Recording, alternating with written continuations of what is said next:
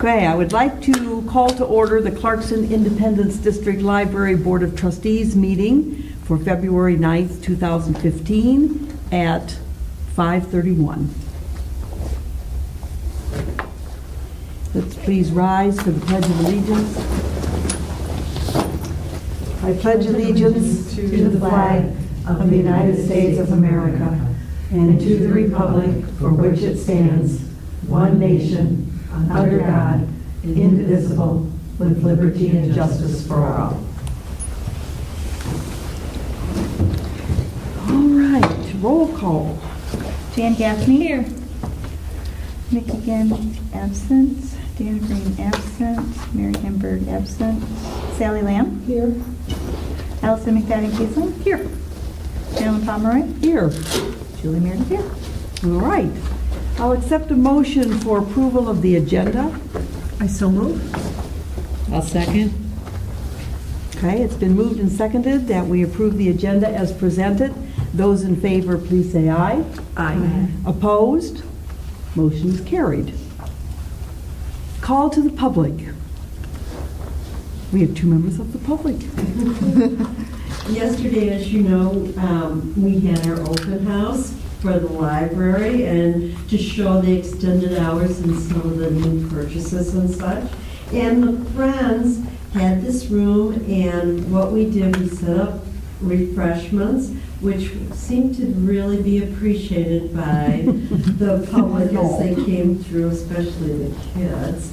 The cake was made by Lisa's Confections down on White Lake Road, and she will be the one doing our demonstration at our chocolate festival, which is our third annual chocolate festival on March 11th.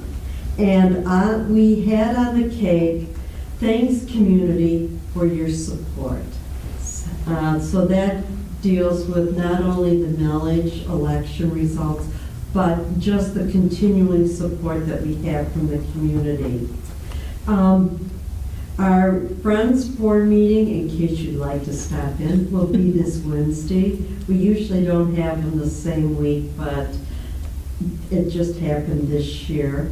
And Julie, at our last meeting, she addressed the Friends Board to consider a savings plan of some sort for the future in case, well, not in case, but when there would be a downswing and the library may feel that there's a cash crunch and they're having trouble keeping the current services and programs going intact. So we'll be talking more about that also as the year progresses. And finally, Eric Haven, who is president-elect of the Friends Board, and myself were asked to attend the Peter Pearson workshop at Grosse Pointe Woods Public Library. And Peter is well-renowned in the field of public libraries. And I had never heard him speak, and he's thoroughly fascinating. This was back at the end of January, and the workshop was on demonstrating the relevance of libraries in the community. And there were members of Friends boards there, of library trustee boards, library directors, other library staff. So it was quite a conglomeration of people involved with public libraries. And the main idea overall, the umbrella idea, was getting the message of your public library to the public and to the community. And as he spoke and developing strategies, I saw that we had already used a lot of them with our Library Yes election campaign. And I saw what you as a library board and what Julie is doing as a director as we move forward with our whole new idea of what a library should be beyond the four walls, really fell in line with what he was talking about. And I watched people's faces and listened to questions, and I was quite surprised at the lack of what a lot of these libraries were doing or what even some of these people knew. And so I was very impressed what we here have done with our community. But very quickly he talked about the changing roles of the library, the biggest mistakes of the library, key messages about today's libraries, strategic language to use when trying to get your message out to the public, the benefits of marketing, which you had approved the contract for Melissa Henry back in December, who now is our business and marketing librarian, and then finally advocacy. And I'm going to be taking this to the Friends Board meeting because there's some ideas and things that Friends need to know and should be working towards. And we'll be doing this for the rest of the year, well into the future. Thank you very much. Very concise report. Any other comments? Okay, if not, we'll close the call to the public, and I will accept a motion to approve the consent agenda. So moved. Second. Okay, it's been moved and seconded to approve the consent agenda. There's no desire to remove any part of A through D. All right, if not, those in favor, please say aye. Aye. Opposed? Okay, motion is carried. All right, library statistics. So you have the January statistics in front of you. And at our all-staff meeting last week, I had the staff rally some interesting information to add on to that. From the head of Children's and Teen Services, she wanted to let you know that Shayla's music and movement programs and her Disney programs have had huge turnouts. Those are both new programs for us this year. In addition, the Little Explorers program had 90 people at its premiere session, so she was very excited about that. From our head of technical services, he wanted to pass on our Overdrive circulation, which is Overdrive is our downloadable audiobooks and ebooks. So he has some comparisons here. He has January of 2015, we had 2,251. January of 2014, we had 1,951. So it's been an increase of 15.4%, or 9.6 circs per day. And then for June of 2014, which is our highest circing month in 2014, we had 2,070, which was an increase of 8.7% in January of 2014, or 3.6 circs a day. Okay. And then also, he was very excited because one of the things that we have, Overdrive is a consortia, and we buy things with other libraries. We also have what's called an Advantage account, which means that we can put some of our budget toward buying additional materials for our patrons to use. And so now that we are able to put some money in that budget, we had the circulation for items that were purchased in that Advantage account. He was able to put a few things in. We put a little bit of money in for him to purchase from in November, so he has a little bit. And then in January of 2015, we gave him some additional money to spend. So he had 150 circulations in January of 2015, and 117 of the 150 Advantage checkouts for January were items that he had purchased since 12/18. So he was very excited about that. Good purchases. He went through and there's a way that the patrons can go in and recommend titles, and he went in and bought everything that was recommended. Plus, he did an analysis of some things that he thought we needed to add. So he was really excited by these numbers. So. And He wanted to pass these on. We're excited by the data. Yep. Yeah. From the head of circulation and our IT coordinator, we received a last-minute notification from the IRS that budgets had been cut and libraries would be getting only a very minimal number of printed tax forms. Literally, we got this message at the end of December. So there was not a lot of notice. To this end, Bill wanted you to know that he created a self-service tax form computer kiosk in the library's lobby, linked directly to the copy machine to assist patrons in printing the forms they need. Staff will still assist, as we always have, but this will really help during the transition. And essentially what he has it set up, it's locked down so that it goes to federal forms, Michigan forms, and then the nearest cities, Detroit and Pontiac and Flint and some of those. You just click on it and it brings up all those forms from that particular area, and then you click on the ones you need to print and you just send it to print, and it prints directly to the copier. So it's very, very easy to use. Wow. But we usually had 3 tables all full of racks of tax forms. Yeah. This year they sent us one very modest box of federal forms, just the 1040s. That's it. We put them out there, and so this is really helpful for people You need those who specific, need those specific forms. and they are have to pay for these? Well, what we decided to do is that we would give people the first 10 prints for free. Okay. So that's Good. enough to print some. We'll reassess next year, but for printing out just tax forms, since the federal government is not sending them out to people and they're not putting them in libraries, this is a quick and easy way. They can Get print them. what they need, get the few forms that they need, and then next year we'll be able to prepare people a little better. So. From the head of adult services, Alan Partington of Clarkston Spark has been coming to the library each week to record and post a short video clip of upcoming library events. These videos are posted on the front page of the library's website, the Clarkston Spark website, and played on Independence Television Public Access Channel. So that's kind of a neat thing. If you go to the front page of our website, it says what's happening this week, and you click on it, and it's a between 1 and 3 minute video of the things that are going on. So it's really neat. It's a really neat thing. His other item, in order to more efficiently and cost effectively fill holds on bestsellers, I, meaning Lawrence, created a Lucky Day collection. These will be additional copies of the most popular bestsellers that the library will lease from McNaughton. They won't be added to the library's collection, but will be visible in the catalog. Holds cannot be placed on these items. They are strictly first come, first served. So if you want to wait in the hold line, you put your hold on the books that we own. But then we have these leased books that are called Lucky Day, that it's strictly, you walk in and it happens to be there, you get the hottest bestseller, you just check it out and get it.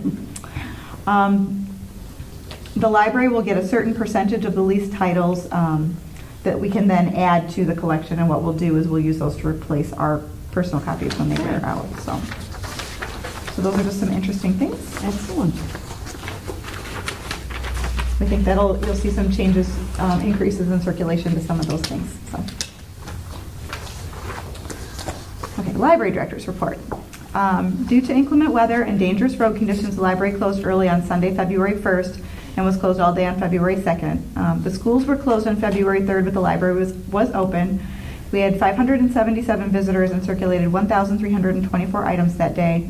To put this in perspective, that was 52 visitors and 120 items per hour. Wow. So, yep, we were busy. The vending machine companies, next item, the vending machine company that the library has been using notified us that our organization was not making enough sales to justify machines in our building. However, because the company is based in Canton, they were not filling the machines regularly, so they were empty, Which significantly affecting sales. Yep. We have transitioned to a new company. The machine is being filled more regularly. It's too early to comment on sales, but we like having the convenient service for the patrons and the staff, so I suspect that the drama of the vending machines will be over soon, hopefully. It was very traumatic for some people. The UPS box that the board approved last month was installed on February 4th. UPS takes care of installing. Packages will be picked up every day by 6 p.m. We will be publicizing this convenient new service. Should the box not get used enough, UPS will take it out and repair the sidewalk. So it's a win-win situation. People keep coming in and saying, "Oh, you have a UPS box. That's really exciting." So we're hoping people will take advantage of that.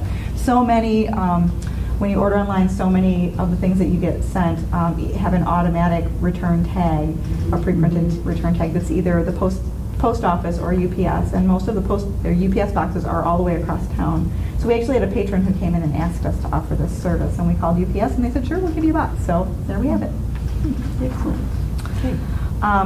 Last item, the library's open house held on Sunday, February 8th, yesterday, from 1 to 5 p.m. to celebrate the expanded hours and show the community the variety of materials, programs, and services that we offer. Turned out really well. We discovered very close to the event that there were some school open houses that day as well, but we had a nice turnout with 212 people attending. A huge thank you to staff member Christina Bowers and her committee for creating such a wonderful event. Also thank you to staff, library board members, and friends for helping out at various stations. Thank you to the friends for providing refreshments and giveaways, and thank you to Clifford, the big red dog, for helping with story time.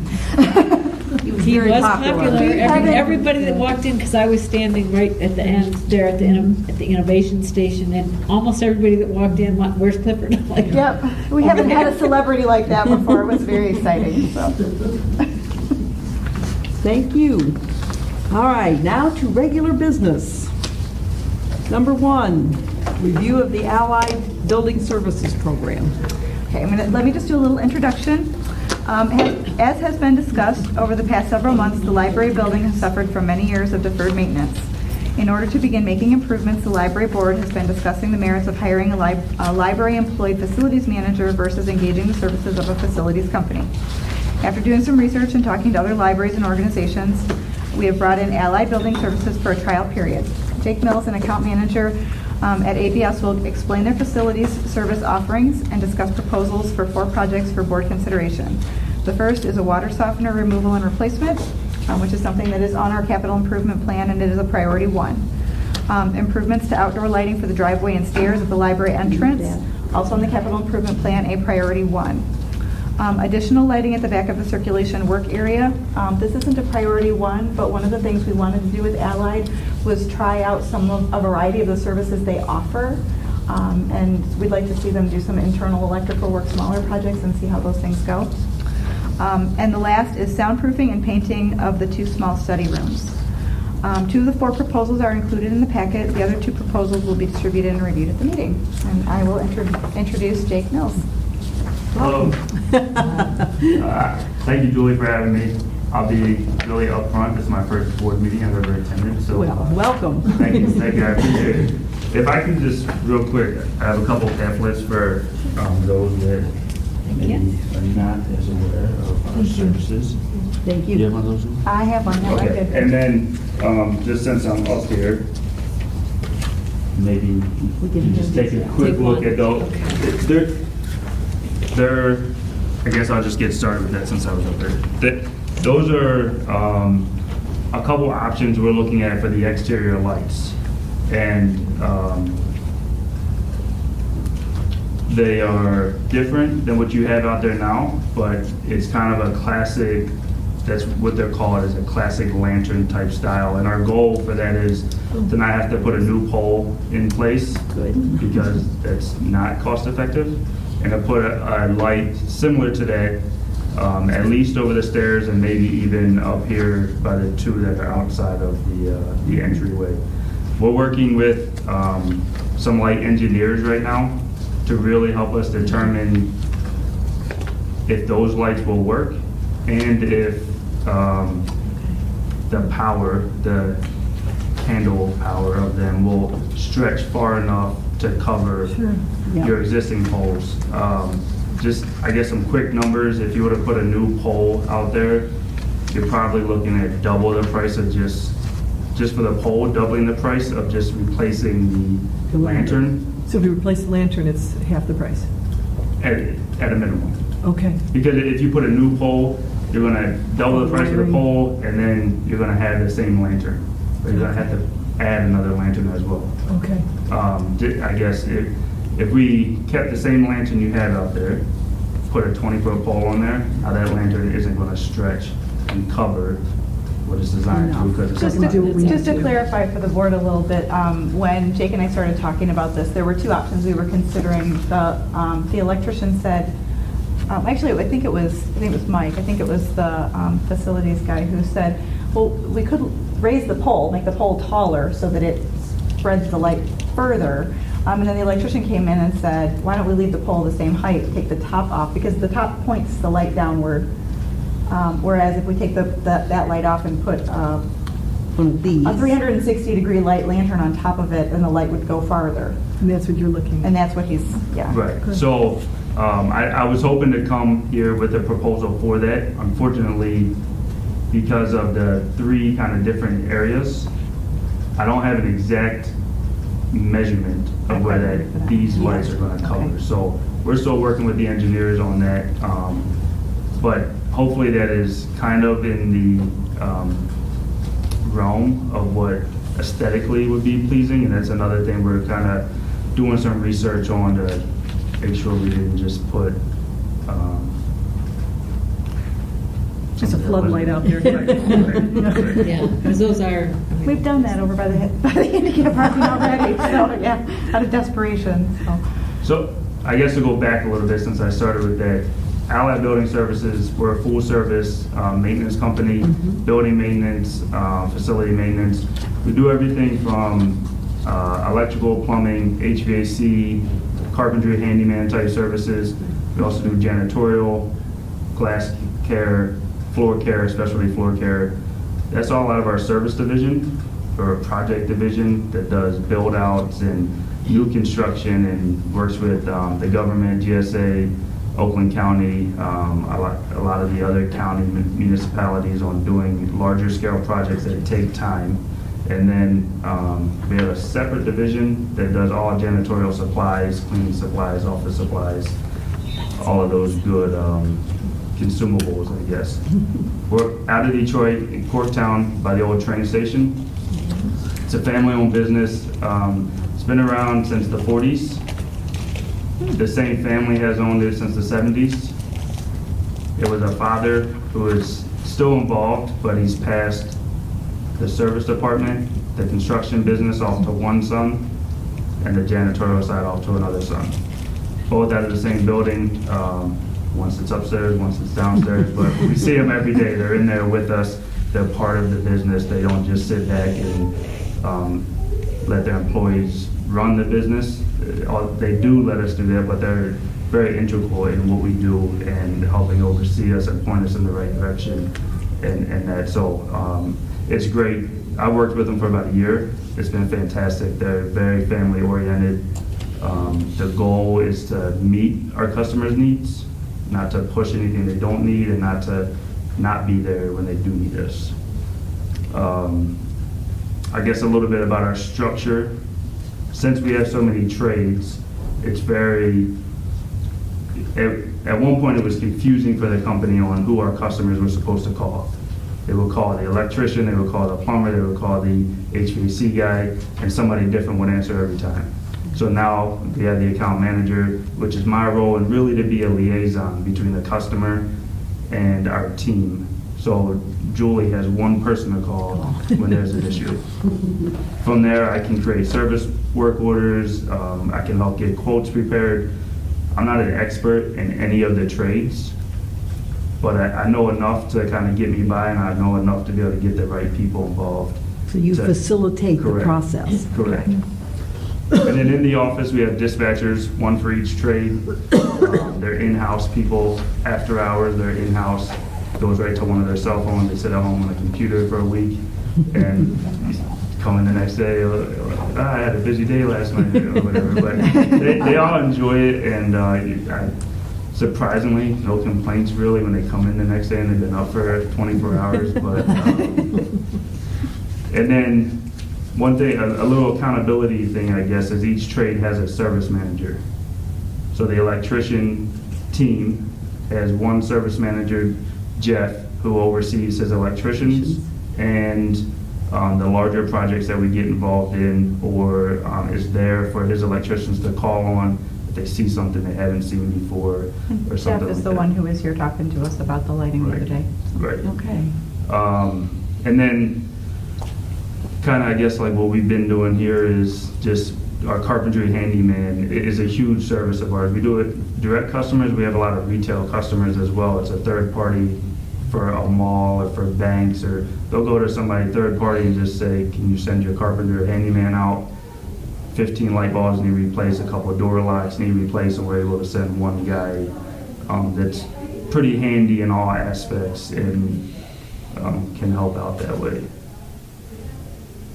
I'm going to tell them a little bit about what we've been doing so far, that we have, Mike assigned the building. Yeah, okay, so one of our technicians, carpentry handyman, Mike Garrett, when I first met with Julie and we kind of talked about the game plan or what direction we could go, I then went back to my office and met with our team back there. And this is what the library would like to do. We need to figure out one person that would be a good fit for them, that is very well versed in a lot of different trades and can help handle kind of a handyman type list.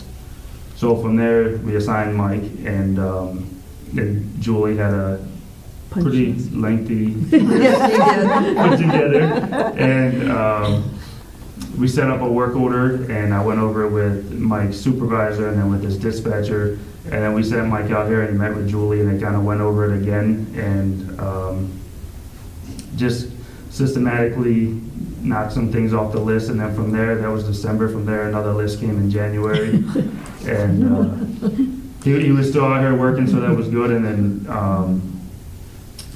the study room came up, so he took a look at that and dug a little bit deeper into it and helped me get a quote ready for that. That project came into being because one of the things that had been put on the punch list, Arlene thought we should paint those study rooms on the inside because the tables are up against the walls and they get kind of battered Yeah. around the edges and they're secluded, so sometimes we get writing on the walls and things like that. And so he had talked about painting. Well, one of the biggest complaints we have about our study rooms is that if somebody is in, they're right next to each other, so if somebody is in one room taking a test, because we do proctor tests, and there is a tutor and a student in the other room, the sound carries between the two rooms. So they're not silent enough. So I talked to Mike about the possibility of soundproofing the rooms and what that might entail, and he suggested that, at first we thought maybe it was going through the HVAC, but he climbed up into the ceiling and said, no, that's not really how it was. It was just because there was no insulation in the wall. And no insulation in the ceiling tiles. Above the ceiling tiles is nothing but airspace. So he recommended that we take out the drywall, put in the insulation, and then also insulate the ceiling as well. Of course, it would make sense to do that before we paint. Right. So we went from just having him price out painting to maybe we ought to put this on a list that the board should review and consider doing this. So it is on the list tonight that the board can review and either determine to do that, or if we're not going to do it, then we need to postpone the painting until we decide we want to do this.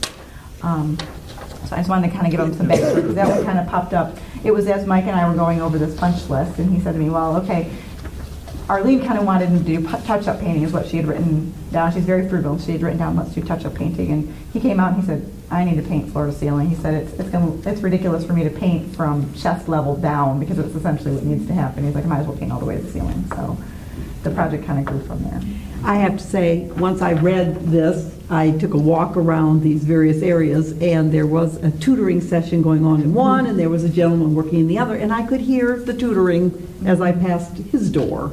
So I can verify that that is certainly the case. And I've used the rooms, yeah. So while it's not maybe the same level of priority as, the lighting, making the steps not as safe as we'd like for them to be, or the water softener, things like that, it is something that I think the patrons would really appreciate. And I did talk to Mike and Jake about the possibility of how we could get this done, because there would be, you have to rip out the wall, you have to do some sanding, that would be very noisy.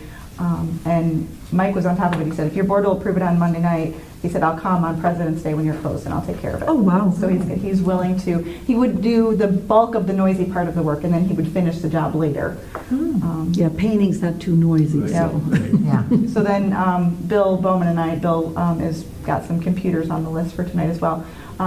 He and I will split President's Day. I'll work half of President's Day and he'll work the other half, so that Mike can be here from 6 a.m. to 6 p.m. to work all day. I can get some things done in a nice quiet environment. Bill can get some computers installed when there isn't patrons in the building, and then take different days off during the week. So anyway, I just wanted you to have kind of the rest of the story on it. And that, Mike being on top of it like that with the scheduling mindset in his head is what our goal is, especially for a customer like this, where we want to assign Mike and we want Mike to really, even if he's not an employee of the library, to be part of the library, to take ownership of the library, and to learn the ins and outs.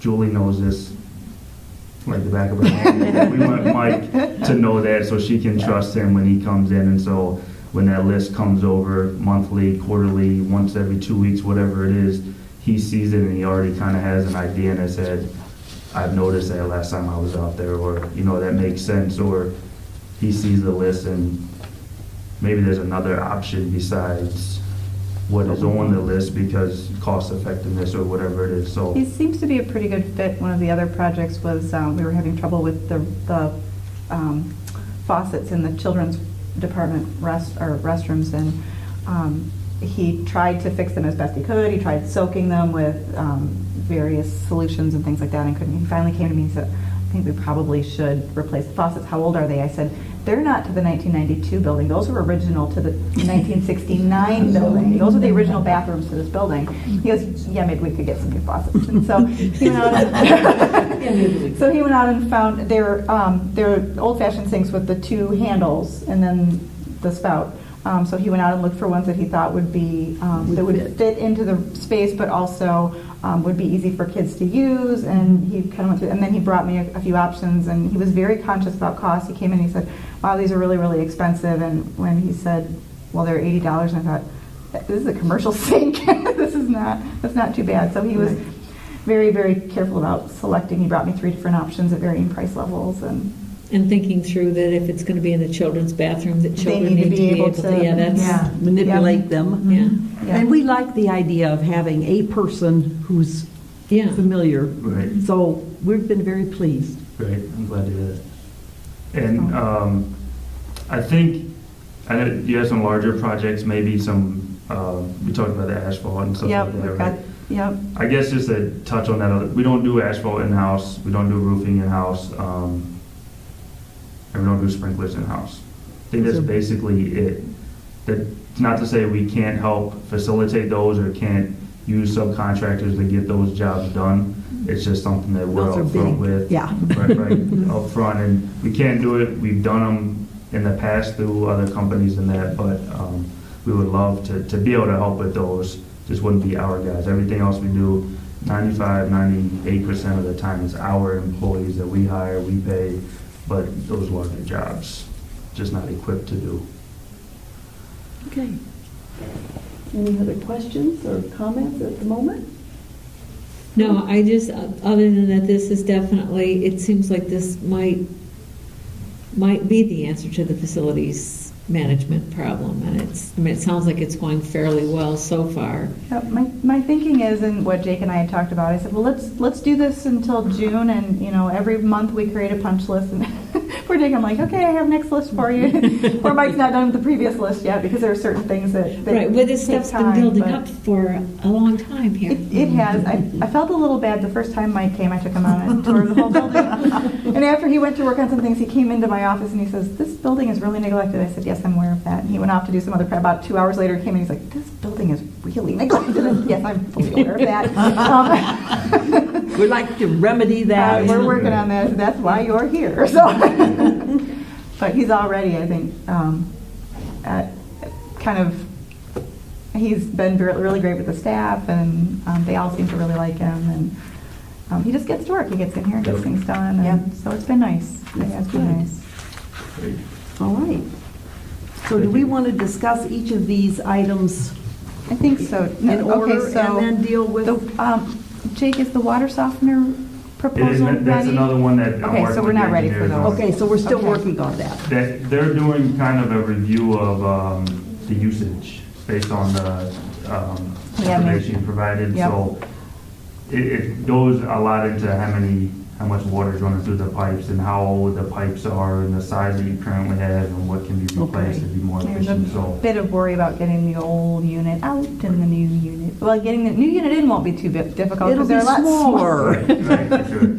Yeah, the one that's in there is a beast. So. Okay, so I think what we'll do, we'll go ahead and discuss the 2 proposals that are here, Okay. and then if they have questions, if you Sure. want to stick around for just a few minutes. I can do Okay, that. great. Excellent. So we have already discussed a little bit of the outdoor lighting. study rooms. Yep, but Oh, yeah. well, the full outdoor lighting sounds like, and the water softener will be coming later. Right, So then okay. you have 2 proposals in front of you tonight. The first one is the lighting at the circulation desk, and this was one that Bill Bowman, our head of circulation, asked Mike about, and Mike brought in Jeff, who is the master electrician. Jeff's suggestion was that we just put in some additional fluorescent can lighting. Basically, the problem is there's really bright light right over the circulation desk. But the not carts behind. behind where they sort the materials and they have to put everything in order, they can't read the labels on the books because it's so dark back there, because there's this big soffit that hangs down and it prevents additional lighting from coming in. So he recommended that we put in fluorescent can lighting, and the recommendation that he had was can lighting that would be the kind of can lighting. We have can lights that go all the way down through the lobby and out into the public areas of the library and also in the alcove. And he suggested that at some point we may want to replace all of those. Those are original to this building, 1992. There are more efficient types of lighting out there at this point. When we did the grant that did all of the tube lighting, the cans were not included in that. So all of the tubes are efficient, but the cans are the old lighting. We do have compact fluorescents in there, but we also, every time one of those cans lights do die from time to time. And previously, it was a matter of just bringing in an electrician or somebody from the township to replace. So we literally have A variety. a wide variety of cans, a wide variety of bulbs. And so Jeff's suggestion is going forward on the capital improvement plan list to do an entire can lighting change out at some point, but the lights that he would put at circulation would be the ones he would recommend for that same project. So So if we're going to get started, let's start with what we would like to have. Yep, That's more exactly. efficient. The second piece of this project is that, this is not just the can lights, but the other piece that Bill wants is that there is no there are no electrical outlets behind the circulation desk. They are in the desk itself for running the computers, but there are none in the wall. And one of the things that we started doing is circulating Kindles, and what they would like to be able to do is charge the Kindles at the circulation desk. They're currently charging them in Bill's office. So what we asked Jeff to look at is pulling some of the power from Bill's office, which is on the other side of that wall, pulling it through and creating 2 plugs at the circulation desk where they could do that. So this does not involve a huge Nope. electrifying situation, just pulling it through. He is able to pull it through, but it is a 2-piece process. So, and the estimate total price to do all of that would be $2,017. Okay. Now, in terms of funding, these are not budgeted items. However, so budget adjustments will need to be made, but there are undesignated funds in the 2015 revenues, as well as some funding that was in the fund balance. You'll remember at the end of when we did our audit the last time, we discovered that there were funds that we had set aside to do some projects that we couldn't get to. Right. So we had some additional money going forward. So there is money to be able to do these things, even though these are not necessarily priority 1. But it would be nice for the staff. Okay, so the other project we've talked about a little bit, but it is the study rooms, the insulation of those study rooms in terms of soundproofing. I think we've covered that well enough. I don't know if there are any questions. That total project would be $3,065, including the painting of those rooms.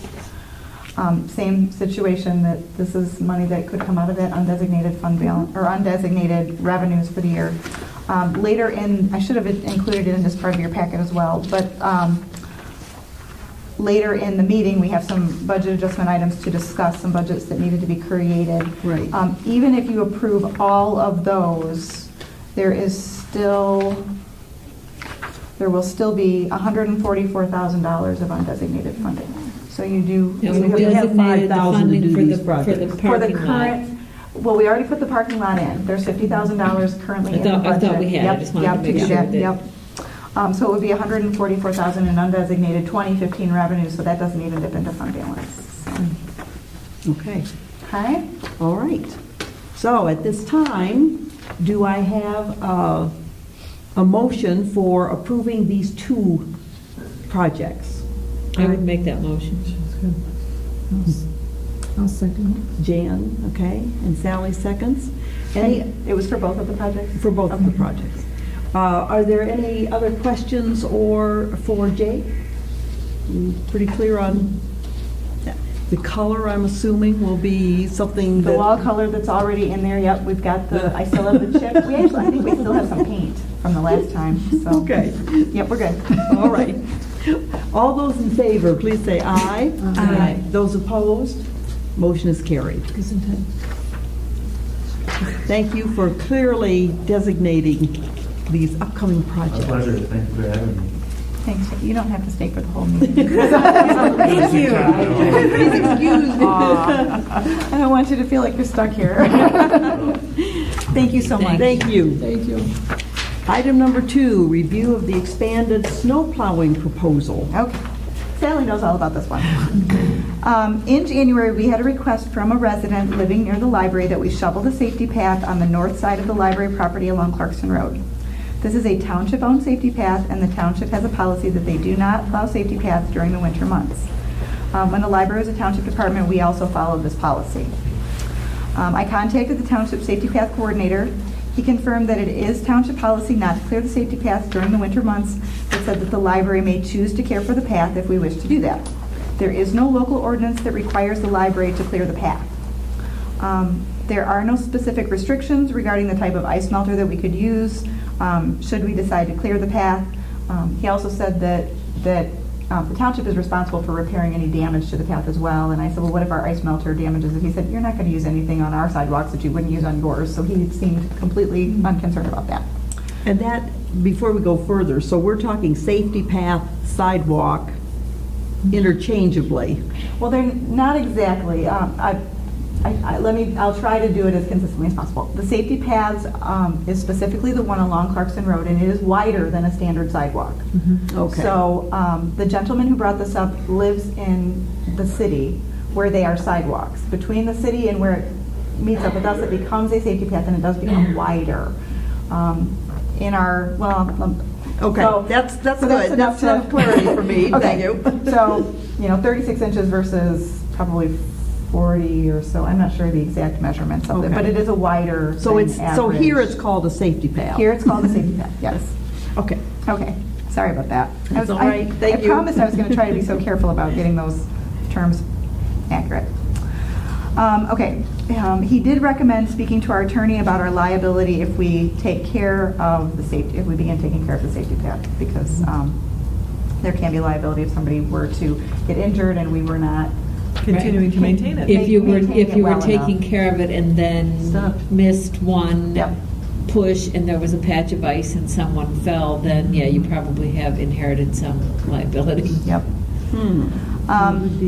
Shoveling and salting of the safety path and also the sidewalk. So there's a safety path up here and there's a sidewalk that connects the safety path To the library sidewalks, the ones that are here at the entrance. It's not part of our current snow plowing contract. So I contacted Dale Graves of D&W Services, that's our snowplow contractor, for a quote for these additional paths. The current contracted pricing, the per push proposal for the additional area, and the map diagramming the two areas are attached. So the current contract says that the sidewalks per push, the sidewalks out here, meaning the ones that are right at the entrance and the island, that's $45 per push. Those are standard width sidewalks. And then sidewalk salting per application is $50. If you look at the map, what we're talking about, what that covers, the current one, is the blue areas on the map. Right. And what's covering the new expanded proposal are the red areas. Okay, so what he is saying is that to shovel the sidewalk, or he's calling the side one sidewalk and the Yeah. safety path out front, it would be $110 per push to do the red areas. And then to salt the sidewalks and the safety path would be $135 per application. So each push would be an additional $245? Yep. Yeah, that's Yes. a lot, yeah. Okay, so the next thing to keep in mind is that when I discussed this with him, I did say I would like for this to be priority 2. Not that I don't think that it's important, because I do think it's important, and I think part of what this resident is bringing up is that we are not being good neighbors. He's shoveling his sidewalk and we're not shoveling ours. He's right about that. I'm not disagreeing with that at all.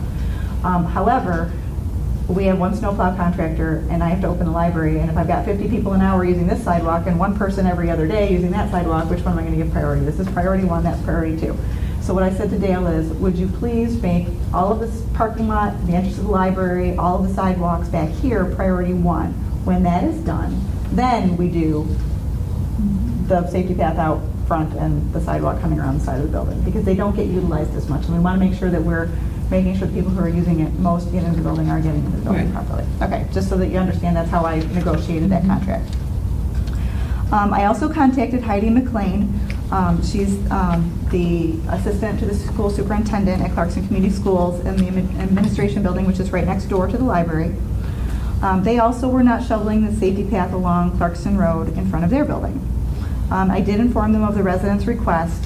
At the time they were discussing it, I did get an email back from her late Friday afternoon stating that they are still discussing it, but they have no plans to take care of it at this time. So we will be looking at an issue where we're taking care of ours, but Then it Then stops it at the stops driveway.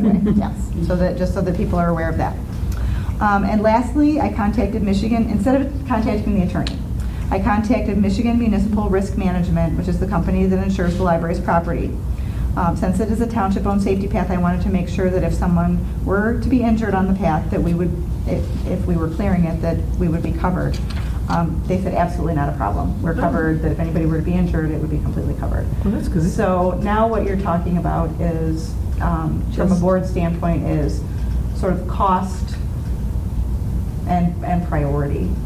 So it's legally covered. The school's not going to be doing theirs, but But he has a good point. but he does have a very good point. Especially that in we're light not- of the Yep. city discussion about their sidewalks. And it seems to me residents who are shoveling their sidewalks should not then also be liable for someone who slips on the sidewalk, you know? Right. But he's making a very good point. The city does have an ordinance that requires that they clear their, I believe, that they clear their sidewalks. And his point was perfectly legitimate, that the community has been good to the library and that we should also be good neighbors and we should take care of our sidewalks, even if our neighbors aren't always doing so. So I'm bringing the proposal forward, and I guess it's up to you at this point.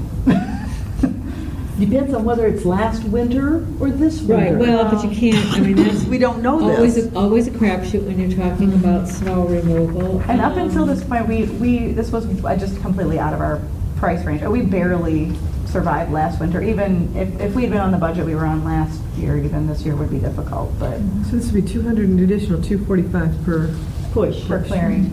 that's a lot of money. It is a lot of money. I mean, and I agree, I want to be a good neighbor, and I agree with the patron. I'm big on safety first, and the fact that there's always three sides to every story, but the idea that we wouldn't be liable if we did do it, you know, so that made me nervous at first. But, Yeah, that was you know, my biggest concern was. But that's not a concern. Do you think maybe one thing might be to compromise, to try it? Let's try it and see how much it's going to cost. I mean, I know the price is $245, I understand that, but let's see how much it's really going to cost, how much it's going to really How much? demand. I think that my recommendation, after having had a little bit of time, and I appreciate the fact that this resident has been patient, he came in and he really wanted me to, I think he really wanted me to put on my boots and go shovel it right now, but understandably, because he was out working very hard doing his. But I saw where he was coming from, and I said, you know, give me a little time to look into this. It's not as simple as just, you know, we don't have anybody on staff that does that. It is a contract. We don't have a contract to do it right now. We didn't budget for it. I mean, I'm willing to look into it, but you gotta give me a little time to kind of figure this out. So, and he did. He hasn't given me any other grief about it. Well, no, he wasn't. Not he didn't even give me grief. then, but He was just but making he the brought it up request. and he stepped back and then let me do the homework. And so, so this is what I've come up with. I think my personal recommendation is, I do live someplace where I'm supposed to care for my sidewalks during the winter, and I do. And so I do see it from his perspective. And so Right. my recommendation would be, let's do it for the rest of this season. And as Allison said, see, Yeah, I think your idea of having priority one and priority two. Yeah. right, you don't want them out there doing that while this is, absolutely. and- Prioritize it, I think that's a good Yeah. idea. And I think Dale is he's been extremely He has been good. at taking care of us. And when I called him, he had a lot of questions and had different suggestions about, well, you know, maybe I have a bigger snow blower, maybe I need to store it there in order to be able to do this. And I mean, he's had some time to really think through it too, which like I said, I appreciate the resident giving us some time, because he's been doing our property for the last 3 years, but this was completely outside of what he was accustomed to. Right. And he needed a chance to see how his equipment could deal with it too. So I think he feels like he's got a good handle on how he would do it as well. So. And one more push for doing it, I think, is that we're thinking in terms of, we know one person that would use it, but if you clear it, a lot more people may Might have use it. access, you know, because they just haven't said anything up until now. Well, but- it would allow for patron access, not in the driveway, That's right. Mhm. which there's something to be said for that too. I mean, the little ones tromp across the Right. track, Well, the try to other keep them thing- out of the line of Yeah, traffic. the other thing is that when there's heavy snow in the pedestrian areas, then people walk In the road. in the curb lane. And that That's can be kind of dangerous. scary. If you're driving down the road and all of a sudden there's somebody walking next to Isn't the it? curb in dark clothes at night. This happened to me the other night. It was like, and I sneezed and I looked up and this man was standing like, I was like, oh my God. You know, so, I mean, as a general safety issue, you know, and my biggest concern was whether or not we would, by doing it once, then now it's your job and you have a liability. And the person from the township did say to me, now you understand if you take this on and the public then expects you to do it, it is also very difficult to stop. And I said, I get that, I do. So, I mean, believe me, I've been doing that for the last 8 years. Every time the budget would take another nosedive, we would cut services. And so for the last 8 years, I've been explaining to the public, I'm sorry, we can't afford to do that anymore. So I'm kind of used to that. But at this point, I think it's worth giving it a try. Yeah, and then if it ends up being cumbersome, then we apologize to the neighbors and say, Yep. At sorry. we X just-" thousand dollars per year, we can't really Right. afford that. I mean, and there might be the possibility too that if it was just a light dusting of snow, you let it go even though you're doing this out here.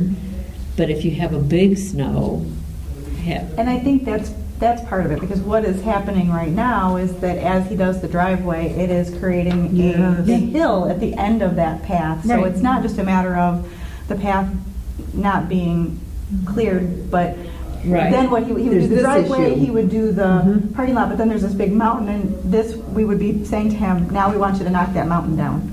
And so then he would do that as a priority. He would do all this Yeah. other, and then he would clear that out as well, Yeah. so. okay. Okay, so do we have a motion to give it a try?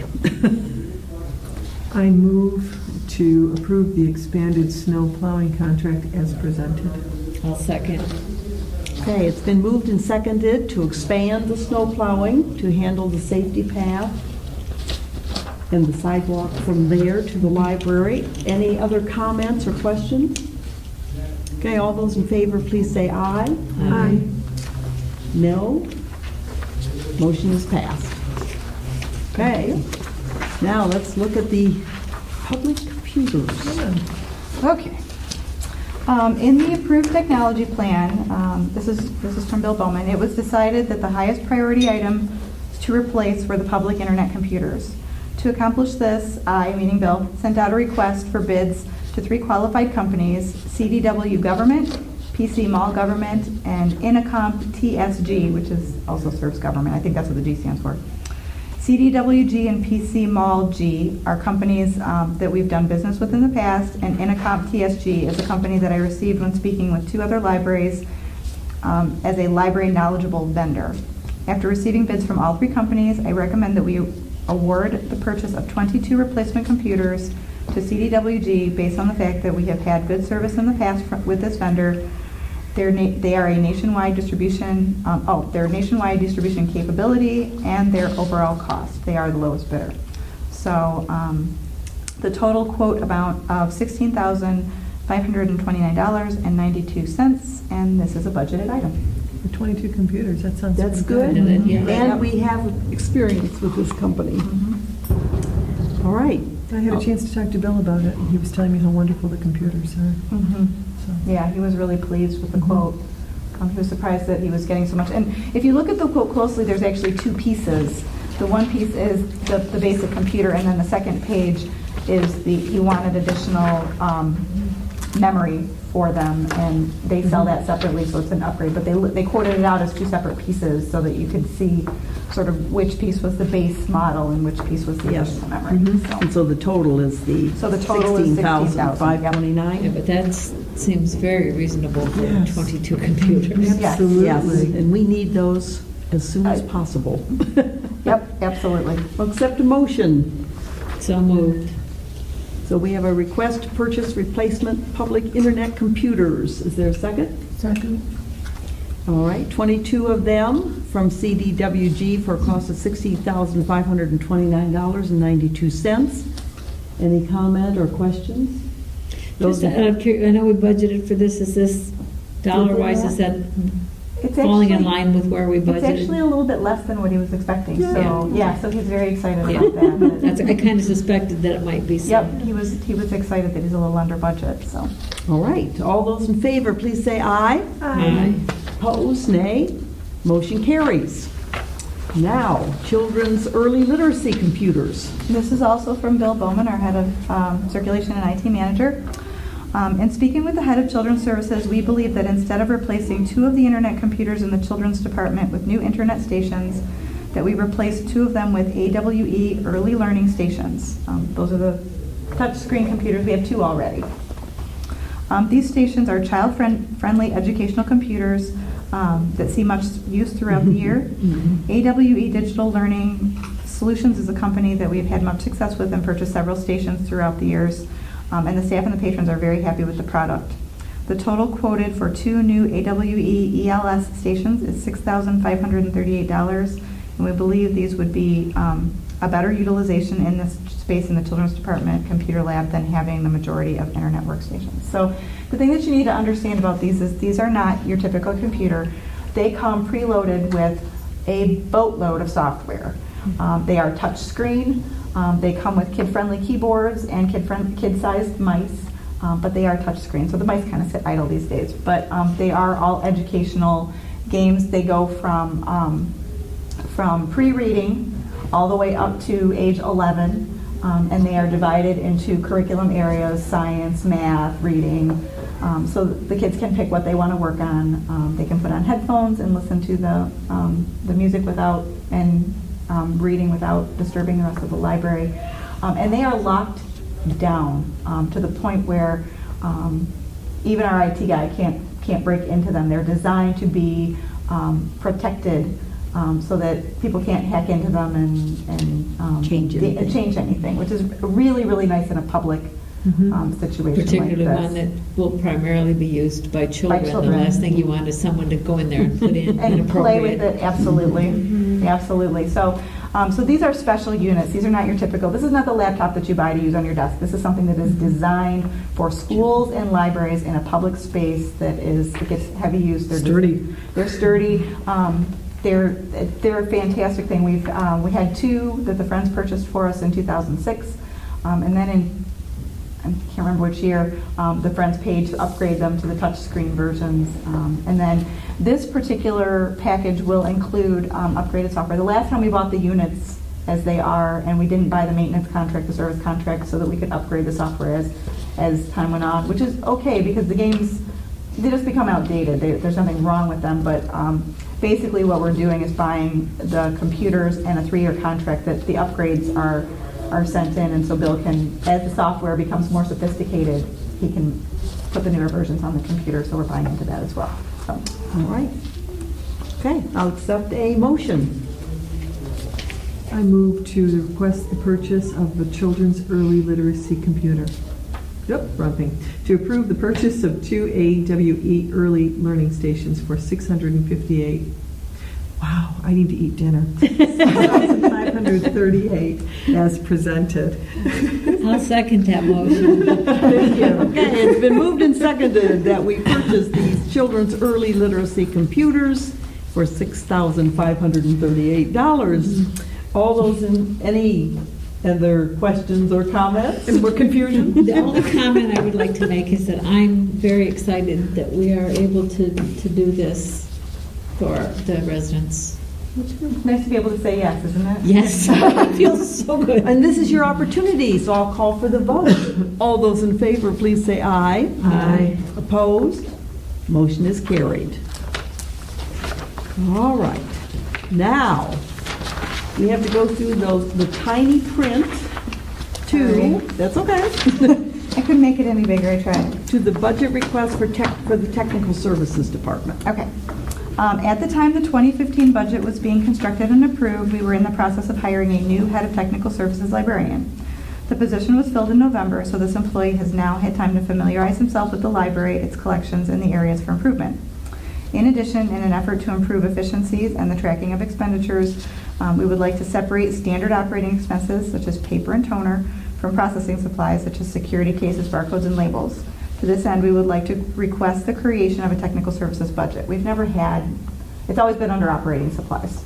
But we'd like to break it out so that he knows exactly how much he has and he can Where it's report. being He can spent. report clearly for us, yep.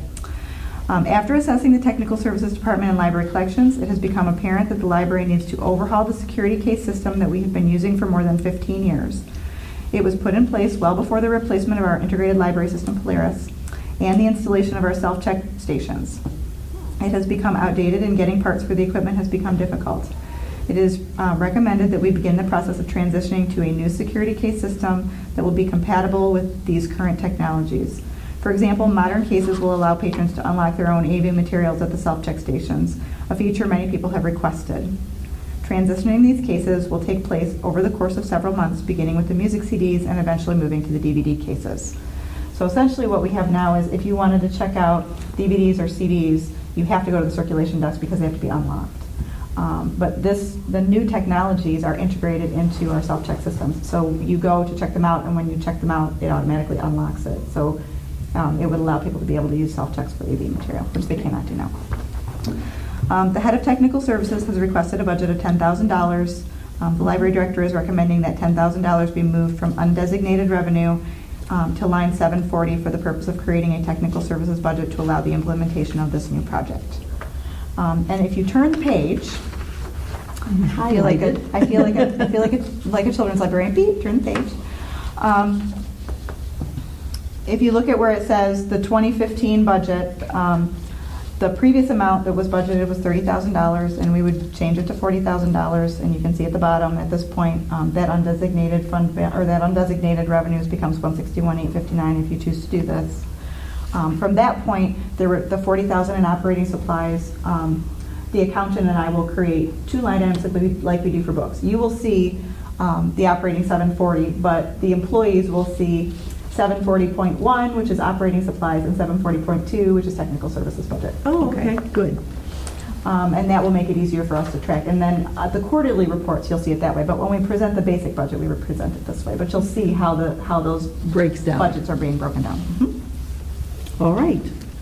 Is there any, I'll accept a motion? I move that we approve a budget request of $10,000 to be moved from the 2015 undesignated revenues to line item 740 for the purposes of creating a technical services budget. I second. Okay, it's been moved and seconded that we transfer these funds. Any questions or comments? All right, if not, all those in favor, please say aye. Aye. Opposed? Okay, the motion carries.